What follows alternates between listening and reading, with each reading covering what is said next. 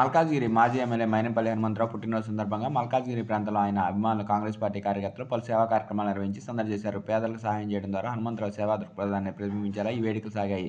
ఈ సందర్భాన్ని పురస్కరించి కాంగ్రెస్ నాయకుడు జీఎన్వి సతీష్ ఆధ్వర్యంలో పేదలకు అన్నదాన కార్యక్రమం నిర్వహించారు. ఈ కార్యక్రమానికి మెదక్ ఎమ్మెల్యే మైనంపల్లి హనుమంతరావు కుమారుడు మైనంపల్లి రోహిత్ ముఖ్య అతిథిగా హాజరయ్యారు. రోహిత్ మాట్లాడుతూ, నా తండ్రి సేవా దృక్పథానికి ఇదొక చక్కటి నిదర్శనం. ప్రజల పట్ల చూపించే ప్రేమ, వారి సంక్షేమం కోసం నిరంతరం కృషి చేయడం మా కుటుంబానికి ఆచరణ అని అన్నారు.